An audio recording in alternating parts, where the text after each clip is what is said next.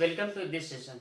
जैसे पिछले सेशन में हमने बैंकिंग के बारे में पढ़ा था कि बैंकिंग क्या होता है, आरबीआई कब इस्टेब्लिश किया गया था, आरबीआई के क्या फंक्शंस है, वो एज ए गवर्नमेंट कैसे काम करता है, गवर्नमेंट के एजेंट की तरह कैसे काम करता है, गवर्नमेंट के बैंकर्स की तरह कैसे काम कर सकता है और कमर्शियल बैंकर्स की तरह कैसे काम करता है, उसके बारे में समझा था। इस सेशन में हम देखेंगे कि जो मनी सप्लाई है वो आरबीआई कैसे कंट्रोल करता है। किसी भी इकोनॉमी में जो है वो तीन सप्लायर होते हैं। एक हो गया बैंक होता है, सेंट्रल बैंक हो गया जिसको आरबीआई के नाम से जानते हैं, कमर्शियल बैंक हो गया और गवर्नमेंट हो गया। तो ये तीनों जो है मनी सप्लायर होता है। तो आरबीआई इन मनी सप्लाई को कैसे कंट्रोल करता है, दो सिचुएशन में, एक इन्फ्लेशन में और दूसरा डिफ्लेशन में। ठीक है, तो दो टाइप के मेजर्स होते हैं जिसके थ्रू आरबीआई जो मनी सप्लाई है उसको कंट्रोल करता है। ठीक है, पहला जो होता है वो क्वांटिटेटिव मेजर्स होता है और दूसरा जो है वो क्वालिटेटिव मेजर्स होता है। ठीक है, इसके बारे में जानेंगे। और जो सारा रेट है, बैंक रेट क्या होता है, ओपन मार्केट ऑपरेशन क्या होता है, repo rate, reverse repo rate, CRR क्या होता है, एसएलआर क्या होता है, इसके थ्रू कैसे आरबीआई इन्फ्लेशन और डिफ्लेशन को कंट्रोल करता है। तो सबसे पहले हम क्वांटिटेटिव मेजर्स के बारे में इस लेक्चर में डिस्कस करेंगे कि क्वांटिटेटिव मेजर्स क्या होता है, और नेक्स्ट वीडियो में हम क्वालिटेटिव देखेंगे।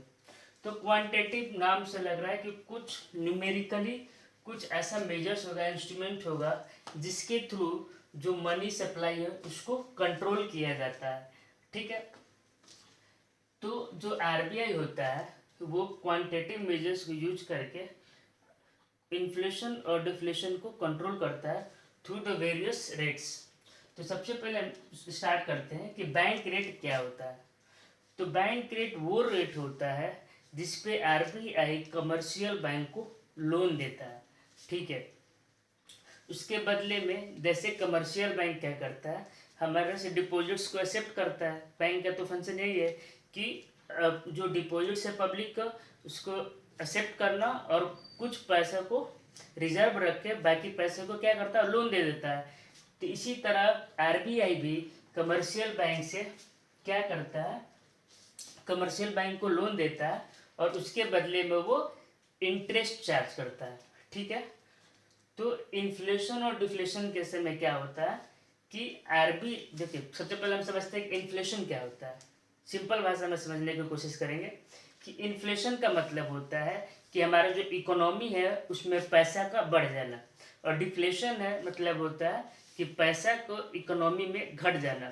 ठीक है, जब जैसे अगर हमारे पास पैसा ज़्यादा रहेगा तो हम क्या करेंगे, बहुत सारे चीज़ को खरीदेंगे। ठीक है, जो हमारा जो डिमांड है वो क्या होगा, बढ़ जाएगा। ठीक है, तो इन्फ्लेशन के केस में ये होता है कि जो लोग हैं उनका परचेजिंग पावर बढ़ जाता है। ठीक है, क्योंकि जो बैंक है कमर्शियल बैंक वो ज़्यादा से ज़्यादा लोगों को लोन देता है। ठीक है, तो बहुत सारे लोगों को पैसा आ जाता है, तो जो इकोनॉमी में जो परचेजिंग पावर है वो बढ़ जाता है। तो ये भी हमारे इकोनॉमी के लिए ख़राब है। और डिफ्लेशन के केस में क्या होता है, जो परचेजिंग पावर है वो घट जाता है, मतलब लोगों के पास पैसा ही नहीं रहता है कि वो खर्च करे। ठीक है, तो इन्फ्लेशन के केस में डिमांड बढ़ जाता है, डिफ्लेशन के केस में डिमांड घट जाता है। ठीक है, तो दोनों जो सिनेरियो है वो हमारे इकोनॉमी के लिए ख़राब है। इसलिए किसी भी इकोनॉमी को एक बैलेंस इक्विलिब्रियम पे होना चाहिए। ठीक है, तो समझते हैं कि बैंक रेट क्या है, कि वो रेट जो आरबीआई मनी को लेंड करता है to the commercial bank is known as bank rate. Inflation के केस में क्या है, परचेजिंग पावर बढ़ा हुआ है, सबके पास पैसा है, तो उस केस में आरबीआई क्या करता है, जो बैंक रेट है उसको बढ़ा देता है। बैंक रेट का बढ़ाना मतलब कि इंटरेस्ट जो चार्ज करता है कमर्शियल बैंक से वो ज़्यादा कर देता है। ठीक है, तो ज़्यादा कर देगा तो क्या होगा, कमर्शियल बैंक जो है लोगों को कम लोन देगा। अगर लोगों को कम लोन देगा तो लोग के पास पैसा नहीं रहेगा, तो जो इन्फ्लेशन है वो डाउन हो जाएगा। ठीक है, डिफ्लेशन के केस में क्या होता है कि जो आरबीआई है वो रेट जो है बैंक रेट उसको कम कर देता है। अगर कोई भी चीज़, अगर लोन जो है अगर सस्ता मिलेगा तो ज़्यादा से ज़्यादा लोग लेंगे। तो जो ज़्यादा से ज़्यादा लोग लेंगे तो आदमी के पास पैसा ज़्यादा आएगा, तो क्या होगा, जो डिफ्लेशन है, जो परचेजिंग पावर आदमी के पास कम था वो क्या होगा, बढ़ जाएगा। लोगों के पास पैसा आ जाएगा, लोगों के पास पैसा आएगा तो खर्च करेंगे, तो जो सिनारियो डिफ्लेशन का है वो क्या होगा, कम हो जाएगा। तो इस तरीके से जो आरबीआई है वो इन्फ्लेशन और डिफ्लेशन को बैंक रेट के थ्रू कंट्रोल करता है। अब दूसरा देखते हैं ओपन मार्केट ऑपरेशन। नाम से लग रहा है कि ओपन मतलब जो मार्केट है पूरी तरीके से ओपन है, ठीक है। इसमें क्या होता है कि जो आरबीआई होता है वो सिक्योरिटी को खरीदता है और बेचता है।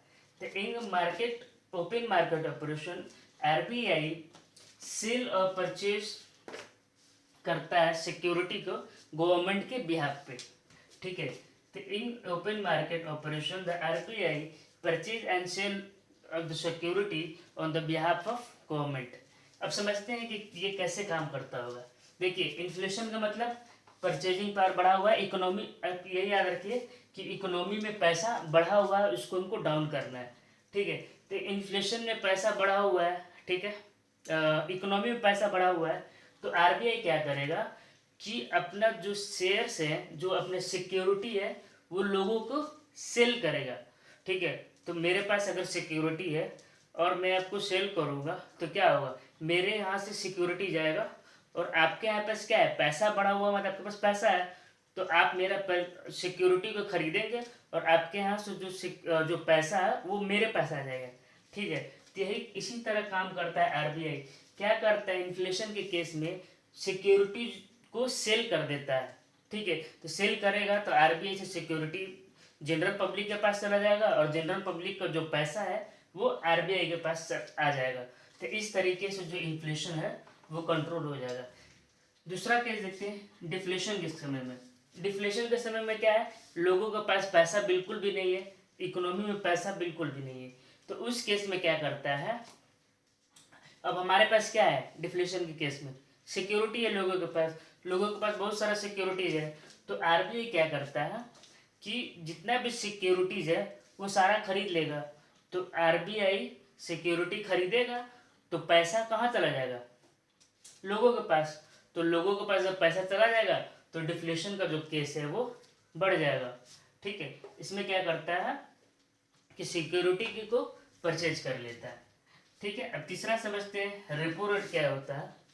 तो रेपो रेट वो रेट होता है जो आरबीआई ऑफर करता है कमर्शियल बैंक को शॉर्ट टर्म लोन देता है, ठीक है। तो वो रेट जिस पे आरबीआई ऑफर करता है short term loan commercial bank को, ठीक है, बाई बाइंग सिक्योरिटी। जब आरबीआई सिक्योरिटी को खरीदेगा तो पैसा ऑटोमेटिक क्या होगा, आरबीआई के पास सिक्योरिटी आएगा और आरबीआई के पास जो पैसा है वो कमर्शियल बैंक के पास चला जाएगा, ठीक है। तो इस तरीके से जो आरबीआई है वो जो इन्फ्लेशन का केस है, जो डिफ्लेशन का केस है, उसको कंट्रोल करता है, ठीक है। अभी जो करेंट रेट जो चल रहा है रेपो रेट का वो है 4%, समझ में आ गया। अब देखते हैं रिवर्स रेपो रेट क्या होता है, ठीक है। अब देखिए इस केस में क्या हो रहा है, आरबीआई पैसा दे रहा है कमर्शियल बैंक को। इस केस में क्या होगा कि जो कमर्शियल बैंक है वो आरबीआई को पैसा देता है, ठीक है। तो आरबीआई को जो पैसा देगा तो क्या करेगा, इंटरेस्ट चार्ज करेगा, बट जो इंटरेस्ट जो चार्ज होता है वो बैंक रेट से हमेशा डाउन होता है, कम पे होता है। जैसे बैंक को प्रॉफिट क्या होता है कि जो हम डिपॉजिट्स करते हैं उस पर इंटरेस्ट कम देता है, बट जो बैंक लोन देता है उस पर इंटरेस्ट ज़्यादा देता है। तो जितना ज़्यादा देता है, और जैसे मान लो 5% हमको सेविंग पे दे रहा है और 6% चार्ज कर रहा है लोन पे, तो 1% का जो डिफरेंस है वही तो बैंक का प्रॉफिट है। इसी तरह आरबीआई का भी प्रॉफिट यही से होता है। क्या करता है, जब कमर्शियल बैंक को देता है लोन तो वो ज़्यादा परसेंटेज पे देता है, और जब कमर्शियल बैंक आरबीआई के पास अपने डिपॉजिट्स करता है तो उनको कम रेट देता है। तो ये जो दोनों का डिफरेंस है वही आरबीआई का प्रॉफिट होता है, ठीक है। तो रिवर्स रेपो रेट के केस में क्या होता है, आरबीआई एक्सेप्ट करता है डिपॉजिट्स को कमर्शियल बैंक से, ठीक है। आरबीआई एक्सेप्ट करता है डिपॉजिट्स को कमर्शियल बैंक से, ठीक है। अब समझते हैं इन्फ्लेशन और डिफ्लेशन कैसे कंट्रोल होता है रिवर्स रेपो रेट से। देखिए सिंपल सा है, सेम चीज़ है हमेशा कि इन्फ्लेशन के केस में इकोनॉमी में पैसा बढ़ा हुआ है, परचेजिंग पावर बढ़ा हुआ है, डिमांड बढ़ा हुआ है, ठीक है। तो इस केस में क्या करता है आरबीआई कि जो रिवर्स रेपो रेट है उसको बढ़ा देगा। रिवर्स रेपो रेट बढ़ा देगा तो जो कमर्शियल बैंक है वो लोन ना देके ज़्यादा से ज़्यादा पैसा कहाँ रखेगा, आरबीआई के पास खुद रखेगा, ताकि उसको इंटरेस्ट ज़्यादा मिल रहा है तो लोगों को क्या करेगा, लोन कम देगा।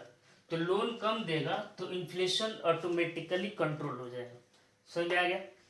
डिफ्लेशन के केस में क्या करेगा, ठीक है, डिफ्लेशन है, इकोनॉमी में पैसा बिल्कुल भी नहीं है, तो आरबीआई क्या करेगा, जो रिवर्स रेपो रेट है, जो वो इंटरेस्ट दे रहा है कमर्शियल बैंक को, उसको डिक्रीज कर देगा। तो कमर्शियल बैंक आरबीआई के पास पैसा ना रख के वो लोगों को पैसा देगा ताकि ज़्यादा से ज़्यादा इंटरेस्ट मिले, ठीक है।